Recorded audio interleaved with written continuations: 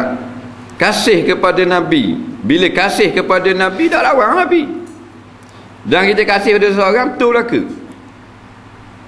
Orang yang terlampau kasih kepada seseorang, salah tu. Baru panggil kasih sungguh. Hak kasih dia buat salah, dia kata betul. Tu baru betul kasih. Ni hak Nabi Muhammad kata hak betul, dia kata salah. Lepas tu dia kata kasih kepada Nabi. Siapa Maulidur Rasul, apa topik menolong bergerak macam orang gila. Nah, padahal dia lawan Rasulullah, tolak hudud, canggah ulama. Ni. Batu ulama-ulama kata, siapa yang tak ikut sunnah Nabi, canggah perkataan Nabi, memperjuangkan dasar kebangsaan, tolak hukum hak Nabi buat mari, tak payahlah sambut Maulidur Rasul.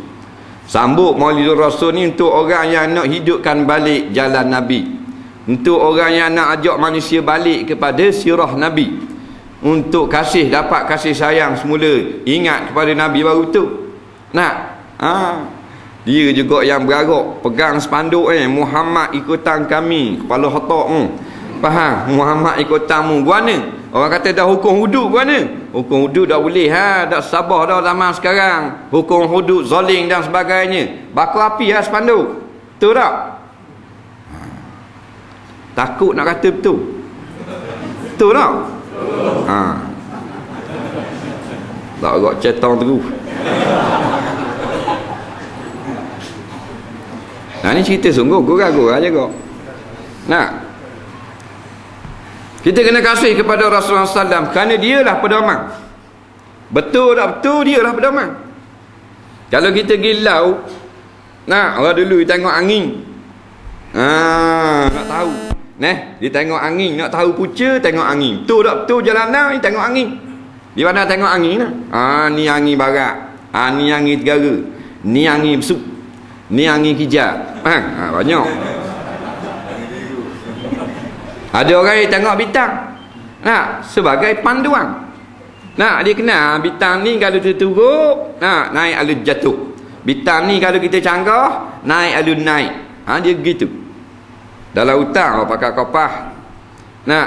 Maka dalam kehidupan kita lebih-lebih lagi pula dahsyat daripada laut dengan hutang, penuh dengan ranjau dan duri. Maka Allah beri kepada kita kompas dua jenis, Quran dengan hadis. Lain pada hak ni balik awal. Dah ikut Quran hadis sesat. Kalau raja mana? Raja sesat. Dah kalau menteri besar dah ikut Quran hadis, menteri besar sesat. Dah kalau mufti dah ikut Quran hadis, mufti sesat. Tok imam sesat. Ustaz sesat. Tuan guru sesat. Tak ada kira siapa-siapa. Bila sesat, kullu dhalalatin finnar. Tiap-tiap yang sesat pasti masuk di dalam api neraka. Tak ada kira mu darah kuning, darah putih, darah kokok, darah biru gelap, tak ada kira. Pedoman dua saja, Quran dengan hadis. Bila Allah kata semayang 5 waktu, kita bahang 6 waktu, kita sesat. Bila Allah kata maknanya haram riba, kita kata tak apa buat riba, garanti sesat. Begitu juga dalam bab munakahat, Nabi kata kalau nak nikah ada wali dan saksi, kita kata tak payah wali saksi kerana kita niat ikhlas, bukan nak berzina, sesat. Begitu juga di dalam jinayat, bila Allah kata maknanya orang yang berzina kalau turun darah rotan 100 pukulan, kita bahang 90 je, sesat. Bila sesat, duduk di mana? Duduk dalam hotel, duduk dalam api neraka, tak kira siapa-siapa.